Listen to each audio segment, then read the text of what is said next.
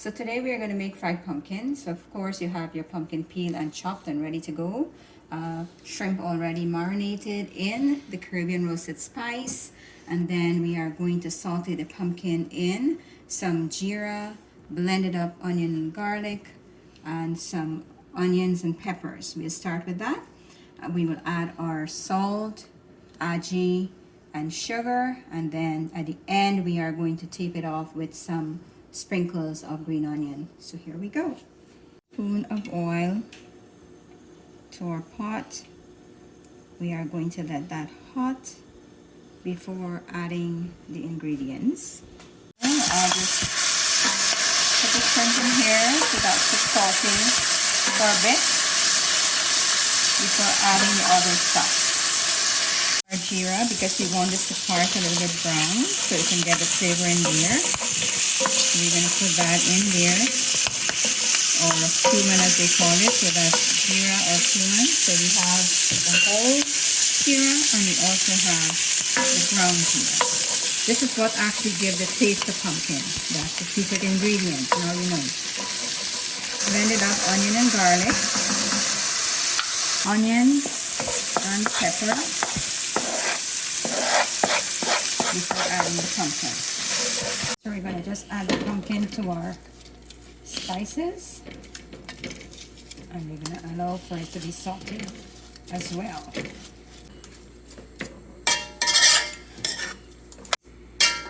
Nicely marinated in here, and then we're going to add our salt and let it saute a little bit before adding the sugar. So this is probably about what, a teaspoon of salt. See, we cook all the time, so you just go by average. So just another kind of a teaspoon of aji. We're checking in here now. It's about 1 minute mark. As you could see, pumpkin actually have a tendency of losing its own water. Sometimes you don't even have to add water to it. It just cooks with its own water. At this point, you are going to generously add brown sugar. 3 tablespoons of brown sugar to this. And now we're going to cover it, stir it up, cover it, and allow it to cook for probably about 15 minutes. I wish you can smell it. You can actually smell the aroma of the spices. Sweet and spicy at the same time.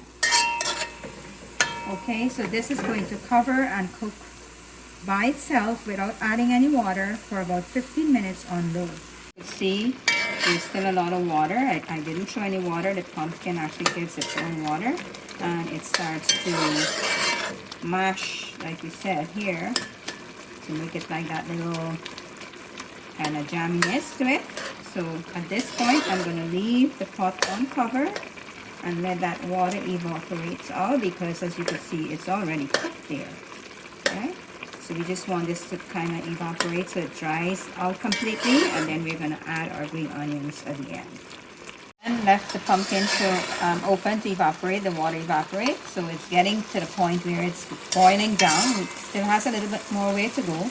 An important part to note is that my pumpkin was bought from Blue Sky, and there are some pumpkins that actually does not lose water. So it's important to know that you will need to add a cup of water, to your pumpkin, or a cup and a half water to your pumpkin if it does not lose water like mine did. Stir now. See, like most of it is evaporated from here. So at this point is where I'm going to add the green onions to the pot. And you had it uncovered the whole time, right? Uncovered, yeah. It's uncovered, and I'm going to still leave it uncovered. Just a little tiny bit of water to go, and then we should be ready. At this point, your pumpkin is actually finished. But for some people, they actually like to see it even drier than this. So every tiny drop of water, like you can see here, you can leave it to go down until all of the water, all these bubbles, it's evaporated completely. All right, there you go. Ready for some roti.